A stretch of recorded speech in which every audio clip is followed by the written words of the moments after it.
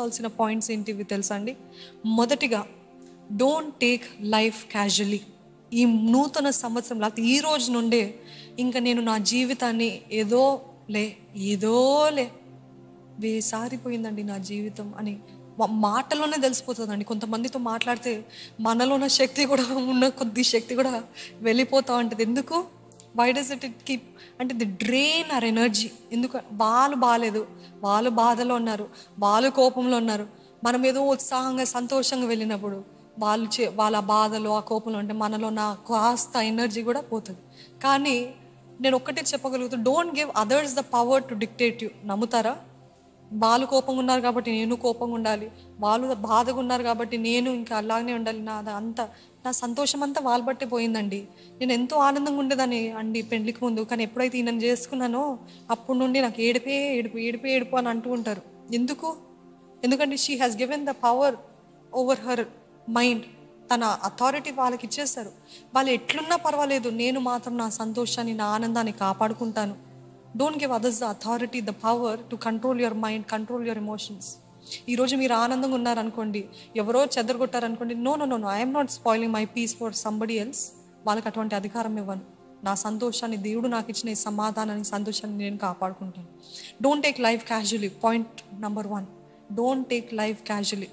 Don't take life seriously అంటారు లోకము, కానీ దేవుని వాక్యం డోంట్ టేక్ లైఫ్ క్యాజువల్లీ. ఇదొక వరము, ఇదొక భాగ్యము, ఇది గొప్ప భాగ్యము. చూడండి, చనిపోతున్న వారికి చెప్పండి, మీకు ఒక్క 24 గంటలు ఇచ్చారండి, లేకపోతే ఒక్క నెలనే ఇచ్చారు, ఒక్క సంవత్సరం ఇచ్చారండి డాక్టర్స్ బ్రతకడానికి అని అంటే వాళ్ళు చెప్పేది ఏంటి తెలుసా? ఆఖరి నిమిషాలు ఇంకొక్క రోజు ఎక్స్ట్రా బ్రతుకుంటే బాగుండు, ఇంకొక్క రోజు, ఒక్క నిమిషం, ఒక్క గంట అయినా ఉంటే బాగుండు.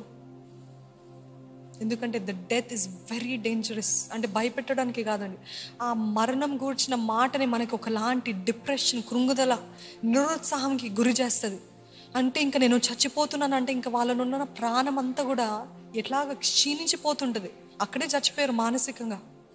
ఆ రీతిగా ఈరోజు నాకు దేవుడు, చాలామంది అంటుంటారండి, బాధ అనిపిస్తుంది, గుండెంతా పగిలిపోతుంది, నేను చచ్చిపోతే బాగుండు అక్క, చచ్చిపోవాలనిపిస్తుంది అని అంటే, మీ జీవితం కోసం ఎంతమంది ఎదురు చూసి, మీకున్న ఆరోగ్యం, మీకున్న జీవితం, ఎంతమంది అట్లా కనీసం అట్లుంటే బాగుండు అని అనుకుంటారు.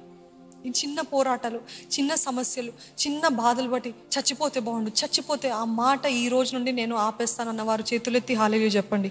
దేవునితో చెప్తున్నారు మీరు, నేను చచ్చిపోతాను అనే మాట రానివ్వకండి. చచ్చిపోతే బాగుండు, ఇవన్నీ మాటలు ఆపేస్తాను. Don't take life casually. రెండవది, అన్ఫెయిత్ఫుల్గా ఉన్న వాళ్ళకి జీవితం లేదండి.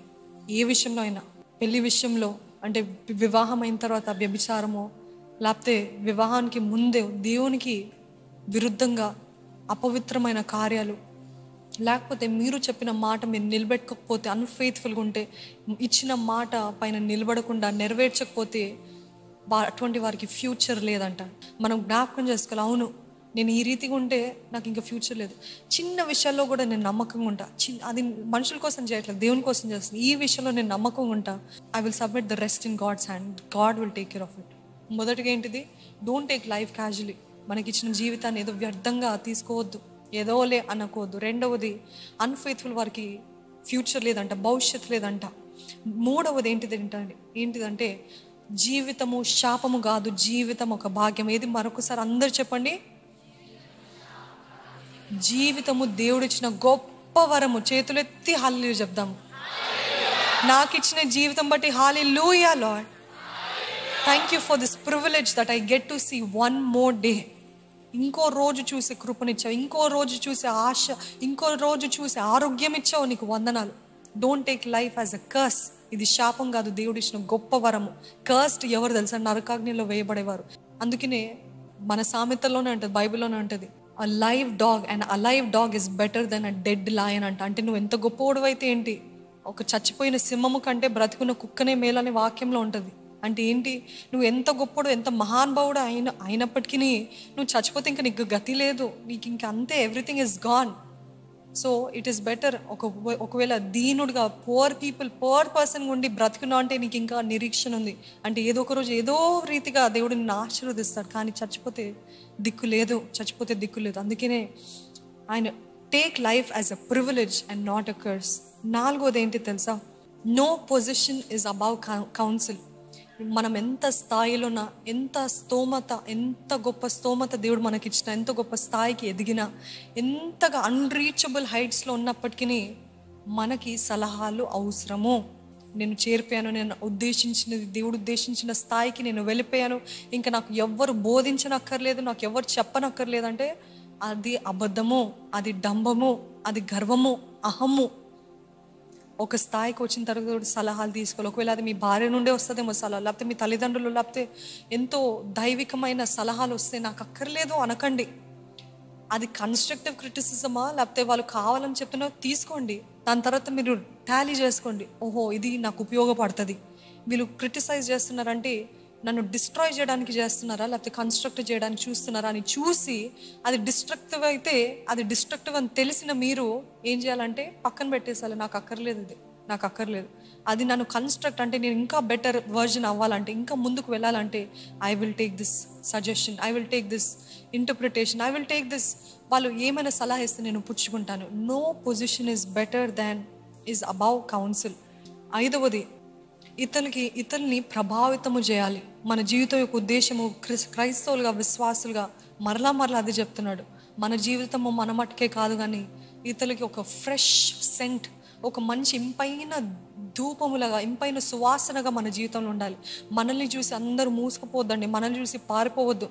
మనల్ని చూసి ఆహా ఉంటే ఇలాంటి జీవితం ఉండాలి, ఉంటే ఇలాంటి బ్రతుకు ఉండాలి, ఎప్పుడు మాట్లాడదామా, ఎప్పుడు వాళ్ళని కలుద్దామా, ఎప్పుడు వారు మనల్ని ఎంకరేజ్ చేస్తారని ఆశ పుట్టించాలి. అటువంటి జీవితం మనది ఉండాలి. ఇన్ఫ్లుయెన్సింగ్ అదర్స్, ప్రభావితం చేసే జీవితము. మన జీవితము ఎక్కడికి వెళ్ళినా మిమ్మల్ని చూసి, మీరు ఒక్కరోజు ఆఫీస్కి రాకపోతే, ఒక్కరోజు కాలేజ్కి వెళ్ళకపోతే ఎవరైనా మేము మీ గురించి అడుగుతారా, లేకపోతే అమ్మయ్య వాళ్ళు రాలేదే, పీడ వదిలిపోయింది అని అంటారా? అంటే మన జీవితం ఎలాంటి పరిస్థితుల్లో ఉందో మనం అర్థం చేసుకోగలుగుతాం. అట్లుంటే మనం ఒక్కరోజు రాకపోతే మన స్థానము ఎవరైనా గుర్తించగలుగుతున్నారా, లేకపోతే రాకపోతే ఇంకా బాగుంది అంటే we have to get better. Where can I get better, where can I influence. దేవుని గురించిన మాటలు అందరికీ పోయి యేసు ప్రభుయే దేవుడు, యేసు నేను నమ్మాలి అని చెప్పట్లేదండి. అట్లా చెప్తే ఇంకా అందరూ మిమ్మల్ని మూసేస్తారు, ఇంకా అసలు వద్దంటారు. కాదు, మన నవ్వు, మన ప్రవర్తన, the way we behave, the way we talk, మనం ఉంటే అక్కడ ఒకలాంటి వెలుగు ఉండాలి. ఆయన తేజస్సు, are we the carriers of light? ఆయన మహిమని క్యారీ చేసే వ్యక్తులుగా ఉన్నామా? అది మనం వెళ్ళేటప్పుడు వాళ్ళు వస్తేనే వ్యత్యాసం ఉందండి. వారు వస్తేనే the same kind of peace, the same kind of joy. Kathryn Kuhlman అంటే గొప్ప దైవజనరాలు, అది ఎప్పుడు చెప్పుకోలేదండి. కానీ తనతో పని చేసేవారు, తన చుట్టూన్న వారు అందరూ ఇచ్చే సాక్ష్యం ఏంటి తెలుసా? అప్పటి వరకు ఒకలాంటి వాతావరణం ఉంటుంది, కానీ ఎప్పుడైతే క్యాథరిన్ కుల్మన్ గారు అడుగు పెడతారో అసలు మొత్తం వాతావరణమే మారిపోయి ఒక బలమైన శక్తి ఏదో మేము అనుభవిస్తున్నామండి. బలమైన ప్రభావము, తను మాట్లాడకుండానే తను వస్తే చాలు, మౌనంగా ఉన్నప్పటికీ కూడా we can feel there some power అని చెప్పారంట. అంటే దేవుని ఎరగని వారు కూడా అటువంటి సాక్ష్యం ఇచ్చారు. ఆ రీతిగా మనం ఆయన మహిమను, ఆయన తేజస్సును క్యారీ చేసే వాళ్ళం ఉంటే మాట్లాడనక్కర్లేదండి. మనం అలాగ అడుగు పెడితే చాలు, ఆ అభిషేకము, ఆ దేవుని సన్నిధి, ఆ దేవుని మహిమ మనతోటి వస్తే ఇట్ ఈస్ ఆబ్వియస్. అప్పుడు అందరికీ ఆకర్షిస్తుందంట, దేవుని ఆత్మ ఆకర్షిస్తుందంట. ఎలాగ ఉన్నారు మీరు ఇంత సంతోషంగా, ఎలాగున్నారంటే అప్పుడు దేవుని గురించి మాట మీరు చెప్తే నమ్ముతారా, నమ్మరా? ఖచ్చితంగా నమ్ముతారు, ఖచ్చితంగా కావాలంటారు. అసలు మనమే తిట్టుకుంటూ, కొట్టుకుంటూ, మనమే ఈడ్చుకుంటూ, ఎప్పుడు చూసినా దుఃఖంగా ఉంటే ఇంకా పొద్దున బాబు ఈ క్రైస్తవ జీవితం అంటే ఇంతే అని చెప్పి పారిపోతుంటారు. సో బీ కేర్ఫుల్, అవి ఇన్ఫ్లుయెన్సింగ్ అదర్స్. 6వది ఏంటిదంటే bad environment destroys good Destiny's. ఇందాక చెప్పాను కదా, మీ దేవుడు ఉద్దేశించిన డెస్టినీ ఒకటి ఉంటుంది, కానీ మీరు పెరిగే వాతావరణము, మీరు ఉంటున్న వాతావరణం, మీకేమో గొప్ప తలంపు ఉందండి, గొప్ప విజన్ ఉంది, గొప్ప మిషన్ ఉంది మీ మైండ్లో. ఈ విజన్ ఉంది, కానీ మీ చుట్టూన్న వారందరూ కూడా మనం ఇక్కడికి వెళ్దామా, ఇది చూద్దామా, సినిమా గురించి మాటలు, వీరి గురించి మాటలు, అక్కర్లేని వారి గురించి మాటలు.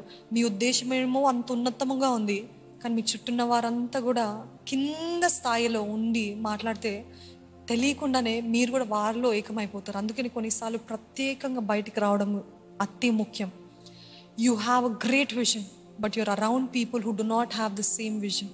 అందుకని ఎప్పుడు ప్రార్థన చేసేది ఈ సేవలో, దేవా మాకందరికీ సేవకులకి ఏ ఉద్దేశం ఉందో ఏక మనస్సు, ఏక ఆత్మ, ఏక తలంపులు, ఏక ఉద్దేశము దయచేయి. ఆయనకు ఆ తలంపు ఉండి మేము చిన్న చిన్న వాటివి కాదయ్యా. అందరికి ఒకే ఉద్దేశం, అందరికి ఒకే తలంపు. ఒకవేళ మీకు గొప్ప ఉద్దేశం ఉన్నట్లయితే, లేకపోతే మీకు ఎవరికైనా తెలిసేమో వారు అంత గొప్ప ఉద్దేశము, విజన్ కలిగిన వారంటే వారిని కించపరిచేవారుగా కాక ప్రోత్సహించేవారుగా ఉన్నట్లయితే you will be a blessing. You are a blessing, you will be a blessing. ఈరోజు నాకు ఒక స్థాయిలో నేను వెళ్ళాలని నాకు ఉద్దేశం ఉందంటే దేవుడు అంటున్నాడు, ఈ వాతావరణంలో ఈ మనుషులతో ఉన్నంత వరకు నువ్వు వెళ్ళలేవు అంటే. వాళ్ళని కించపరిచి మాట్లాడట్లేదండి, వేరుపరచడానికి మాట్లాడలేదు, కానీ ఆ డెస్టినీ, ఆ ఉద్దేశం, ఆ మిషన్ ఫుల్ఫిల్ అవ్వాలంటే కొన్నిసార్లు ఒంటరిగా వెళ్ళాలి, కొన్నిసార్లు అందరినీ పక్కన పెట్టేయాలి, కొన్నిసార్లు ఆ ఉద్దేశం తిన్నగా నడుస్తేనే నెరవేర్చబడుతుంది. చాలా వెల్ మీనింగ్ పీపుల్ మన ఫ్యామిలీ కానివ్వండి, వారందరూ ఎందుకులే నాన్న, ఎందుకులే ఎందుకులే అని అంటూ ఉంటారు. చూడండి, అబ్రహాము కూడా నీ కుమారుడిని ఇవ్వు నాకు బలిగా అన్నప్పుడు తన భార్యకి చెప్పాడా? చెప్పలేదు. నీ తల్లిని నీ తండ్రిని విడిచి వచ్చి అన్నప్పుడు వచ్చేసాడు, ఒంటరిగా వచ్చేసాడు. He didn't give any detail, he just obeyed. ఎందుకు? తన భార్య చెప్తే అడ్డగిస్తుందా, అడ్డగించదా? He knew God has ordered this. దేవుడు చెప్పాడు, ఇది దేవుడి ఉద్దేశము. తనకి నేను చెప్పాను అనుకోండి, తల్లి ప్రేమ కదా, తల్లి మనస్సు కదా, తను ఏ రీతిగా అడ్డగిస్తుంది. లేక పుట్టిన కుమారుడు ఎట్లాకైనా అడ్డగిస్తుందని చెప్పి మౌనంగా ఉన్నాడంట. ఈ వెంట అలోన్ విత్ హిస్ సన్ అంట, ఒంటరిగా వెళ్ళాడు. ఈరోజు బ్యాడ్ ఎన్వైర్న్మెంట్, బ్యాడ్ పీపుల్ అంటే అందరూ బ్యాడ్ అని చెప్పట్లేదండి. ఆ చిన్న మనస్తత్వం వారి మధ్యలో మీరు ఉన్నట్లయితే మీరు ముందుకు వెళ్ళలేరు. 7వది ఏంటిదంటే క్వాలిటీ చాయిస్, పర్మనెంట్ చేంజ్. ఈరోజు మీరు మీ జీవితంలో చేసే నిర్ణయము మీ 5 years 10 years లేకపోతే మీ జీవితకాలం అంతా ఒక కాన్సిక్వెన్స్, ఒక పరిణామం ఉంటుంది. నమ్ముతారా? We can not change the consequences. అందుకని ఏ చాయిస్ తీసుకున్నారు, ఏ నిర్ణయం చేస్తున్నారు, తూచి ఎగ్జామిన్ చేసి పరిశీలించి కరెక్టా కాదా, అది ఎన్ని నెలలైనా ఇవ్వండి, ఎన్ని సంవత్సరాలైనా కానివ్వండి, కంగారు పాటు నిర్ణయాలు చేయకండి. మరి ముఖ్యంగా వివాహ విషయంలో, మరి ముఖ్యంగా ఉద్యోగ విషయాల్లో, మరి ముఖ్యంగా స్నేహితుల విషయంలో డోంట్ టేక్ హేస్టీ డెసిషన్స్. ఎన్నోసార్లు చెప్తూ వచ్చాం, ఆ హేస్టీ డెసిషన్ ఇప్పుడు అది బాగానే ఉంటుంది, ఇప్పుడు బాగానే కనిపిస్తుంది, కానీ వెళ్ళగా మనకి పెద్ద తంటగా మారుతూ ఉంటుంది.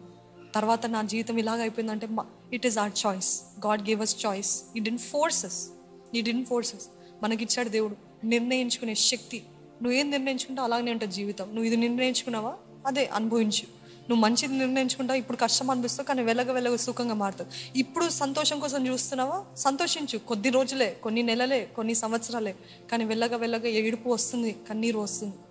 ఈరోజు అందుకనే దేవుని చిత్తము బాగా తెలుసుకొని అడుగు పెట్టండి. Quality choice, permanent change. మన జీవితంలో పర్మనెంట్ చేంజ్ కావాలంటే ప్రతి నిర్ణయము దేవుని చిత్తానుసారం ఉందా, ప్రతి నిర్ణయము ఇది నాకు బెనిఫిషియలా, లేకపోతే నా నుండి ఎనర్జీ డ్రైన్ అవుట్ చేస్తుందా, నా నుండి ఏదైనా తీసుకెళ్ళిపోతుందా, నాకు అవసరమైనది కాదా అని పరీక్షించుకోవాలంట.